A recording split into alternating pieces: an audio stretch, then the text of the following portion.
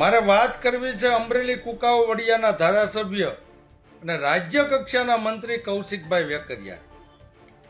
ટૂંક સમયમાં જ્યારે સ્થાનિક સ્વરાજ્યની ચૂંટણી છે એ જાહેર થવાની હોય, એનું જાહેરનામું બહાર પાડવાનું હોય, એટલે અમરેલીના ધારાસભ્ય અને રાજ્ય કક્ષાના મંત્રી કૌશિકભાઈ વેકરિયા ખંભે ત્રિકમ નાખીને નીકળી ગયા છે, ઊભા રોડે ચડ્યા છે ખાતમુહૂર્ત કરવા માટે અને લોકાર્પણ કરવા માટે કાતર પણ ખીચામાં હારે રાખે છે. કારણ કે જો ચૂંટણી જાહેર થઈ જાય, જાહેરનામું બહાર પડી જાય તો ખાતમુહૂર્ત બંધ થઈ જાય, લોકાર્પણ બંધ થઈ જાય.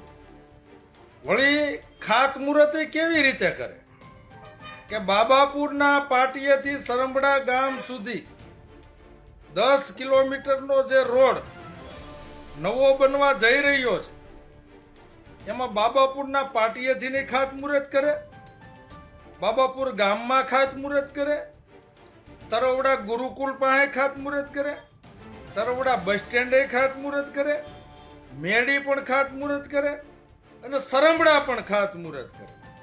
તમે વિચાર તો કરો, એક જ રોડમાં 5-5, 6-6 જગ્યાએ ખાતમુહૂર્ત. એટલે આને ખાતમુહૂર્ત કરવાનો કેટલો શોખ હશે. અને વળી કૌશિકભાઈ વેકરિયાની ગેંગ પાછા સોશિયલ મીડિયામાં એવું હાકે કે ઐતિહાસિક કાર્ય, આટલા તળાવ ઊંડા હતા.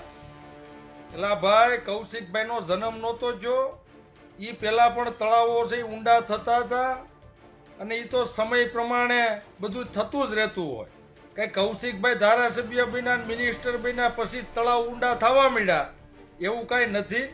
એટલે તમે અમરેલી કુકાઓ વડિયાની જનતાને મૂર્ખ બનાવવાનું બંધ કરો. કૌશિકભાઈ, તમને 3 વર્ષના તમારા ધારાસભ્યના કાર્યકાળમાં અમરેલી કુકાઓ વડિયાની જનતા સારી રીતે ઓળખી ગઈ છે. તમને આનો જવાબ આવનાર ચૂંટણીમાં અમરેલી કુકાઓ વડિયાની જનતા જરૂરથી આપવાની છે. અસ્તુ. જય હિન્દ, જય જય ગરવી ગુજરાત.